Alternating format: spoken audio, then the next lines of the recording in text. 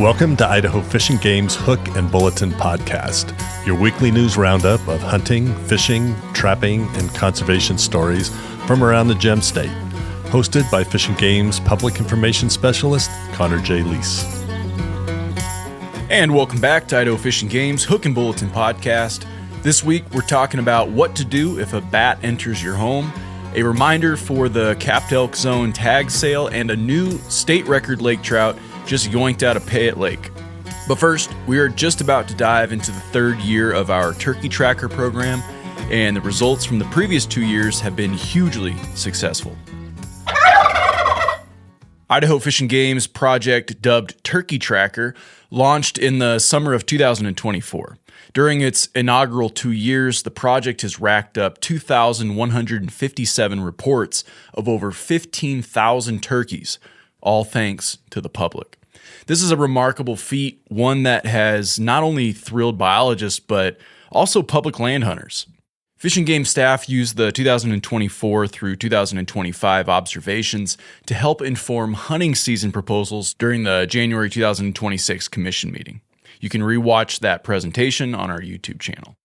Of the 36 states monitoring poult per hen and poult per brood ratios, Idaho ranks among the top 5 for these reproduction metrics.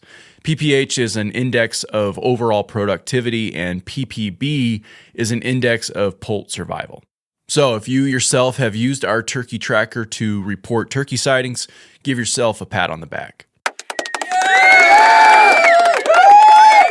Despite only being in its third year and being a relatively new player in the turkey tracking game, Idaho has punched above its weight and provided an average of 665 usable turkey observations in both 2024 and 2025. But where Idaho truly sets itself apart is the accuracy of its data.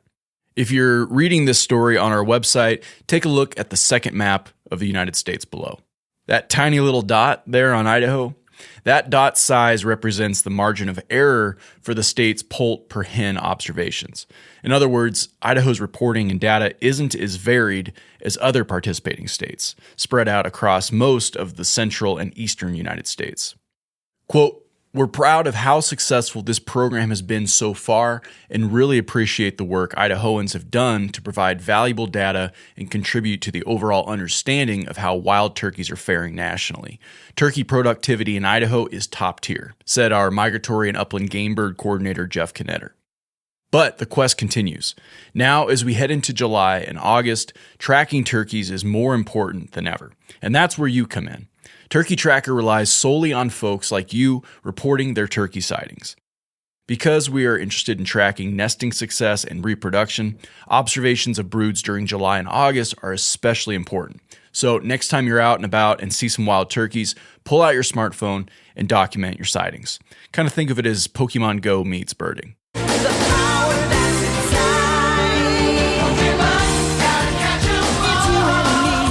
Right now is as important as ever to get to spotting turkeys. There are 2 ways to report your observations. The first way is to go online and fill out a report. Alternatively, turkey trackers can download a free app called Survey 123 to report your sightings. Those who report have the option of submitting photos of the birds, but photos are not required.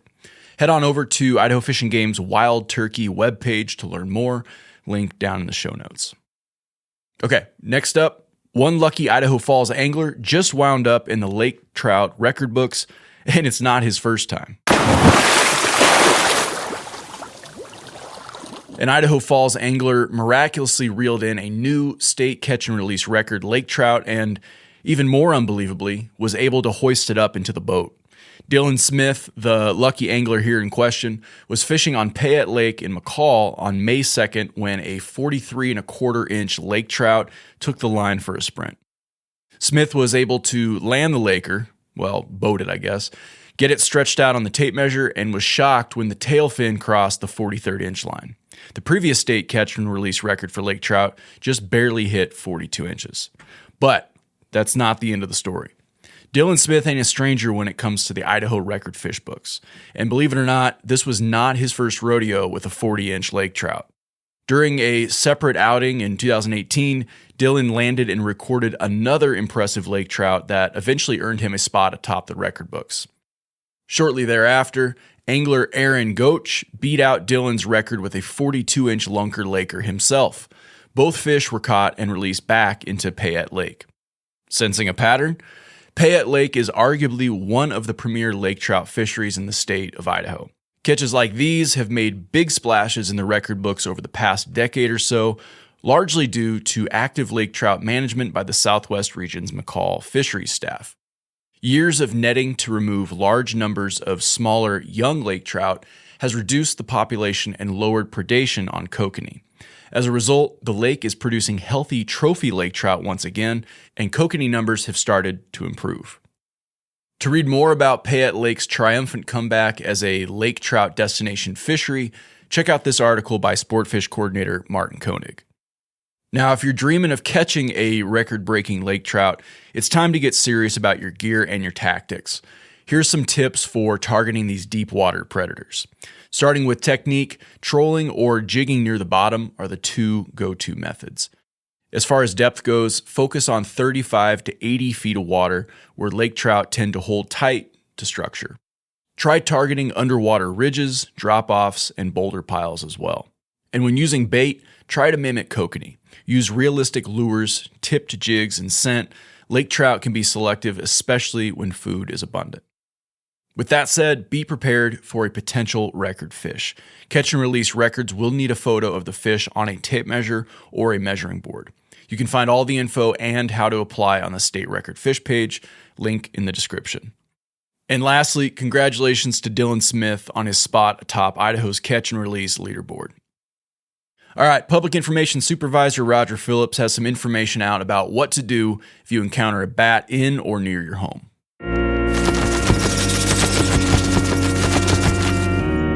Bats are found throughout Idaho, and homeowners may occasionally encounter bats in their houses, garages, outbuildings, and other structures. This can be a more common occurrence if you're in prime bat habitat near bodies of water, such as lakes, reservoirs, ponds, and rivers, or in forested or agricultural areas. If you or your pets have any direct contact with a bat, especially if bitten or scratched, or you find a bat in the same room as someone who may be unaware of a bite, such as a sleeping person or a child, make sure you contact your healthcare provider or local public health district for a risk assessment. They may direct you to safely capture the bat and bring it in for rabies testing. In most cases, bat encounters are harmless situations. If you find a bat outdoors roosting on a wall or any other surface such as trees, shrubs, garden plants, firewood piles, under a patio umbrella, etc., leave the bat alone and keep people and pets away from it.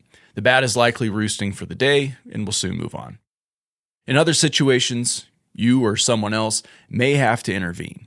So here's what you should do if you encounter a bat indoors or in any other closed spaces. First off, never capture or handle a bat with your bare hands. If you find a bat inside your home and are certain you have not had a rabies exposure, safely capture and release the bat outside. Make sure to wear gloves, preferably leather or other heavy material, and don't let the bat contact any bare skin. You can place a box or other container over the bat, then slide a thin piece of cardboard under the box to capture that bat without touching it. If you have a bat colony in your attic, garage, or outbuilding, make sure to contact Idaho Fish and Game's regional offices for any information on safely evicting and excluding them. Unless there's a public health threat, such as bats entering living spaces, the best time to evict bats from structures is early September to mid-October after bat maternity season and before hibernation. If you find a bat outdoors on the ground that appears weak, sick, or injured and is unable to fly, ensure that the bat is separated from people, pets, and natural predators, then call a Fish and Game regional office for guidance. If you find 5 or more dead or sick bats at the same time in the same location, contact Fish and Game for guidance. And lastly, ensure your pets are vaccinated for rabies. For more information, hit the link down in the show notes. Okay, last up, wildlife staff in the Magic Valley region safely captured and relocated a yearling moose to more suitable moose habitat in the southeastern portion of the region. Regional Communication Manager Kenzie Baratti has the story. On Thursday, June 18th, a yearling moose was relocated after the Magic Valley region received a report of the moose in a residential yard in Rupert near Interstate 84. Fish and Game wildlife staff safely anesthetized and captured the moose before relocating it to a more suitable moose habitat in the southeastern portion of the region. The Magic Valley region receives multiple reports each year of moose wandering through the Rupert and Burley areas. These are most often yearling moose that have recently been driven off by their mothers as she prepares to care for a new calf. As yearling moose venture out on their own, their movements can bring them into agricultural areas, communities, and along roadways.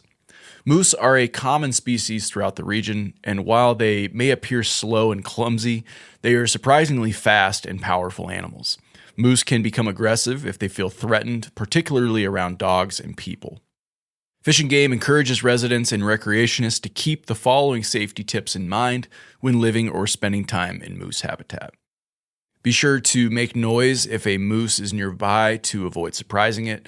Keep dogs on a leash. Moose can view dogs as a threat, and dogs should never be allowed to chase a moose. If you encounter a moose, watch for signs of stress or agitation such as pinback ears, raised neck hair, snorting, grunting, or hoof stomping. If you observe these behaviors, move away and place a barrier between yourself and the moose, such as a vehicle or a tree. For more information, please contact the Magic Valley Regional Office at 208-324-4359 or hit the link for this story in the show notes. That's all I got for top stories. Let's hit the rapid fire bulletin. All capped elk zones other than the sawtooth elk zone will go on sale on July 8th at 10 a.m. Mountain Time. Half of the sawtooth elk zone tags go on sale at Fish and Game offices and licensed vendor locations on July 10th at 10 a.m. Mountain Time. The other half of the sawtooth elk zone tags go on sale online and over the phone at 1 p.m. Mountain Time and will follow the same sale process and rules. Hunters are encouraged to set up their GoOutdoorsIdaho.com account in advance of the sale or verify their existing account to ensure the login process is smooth online or in person. Hunter education certification is required and must be on file for hunters born after 1974. Archery hunters must also provide their archery certification. On May 11th, the final sentencing was issued for one of 3 individuals involved in the unlawful killing of 7 mature white-tailed deer bucks in North Idaho during November 2024. The individuals involved in the case were Will Clark, Lucas Mitchell, and Laura Willis. Clark and Mitchell were originally charged on June 27th with 8 felony counts related to the unlawful killing of the deer. The investigation conducted by Idaho Fish and Game conservation officers in the Panhandle region documented 56 wildlife violations. As dry summer conditions continue across the region, the geyser shooting area at the end of Redbird Road on Craig Mountain Wildlife WMA has been temporarily closed to help reduce wildfire risk. The area is expected to reopen in the fall when conditions become more favorable. Visitors should also be aware that shooting remains prohibited in all parking areas throughout Craig Mountain WMA due to high recreational use. For more information, hit the link in the description.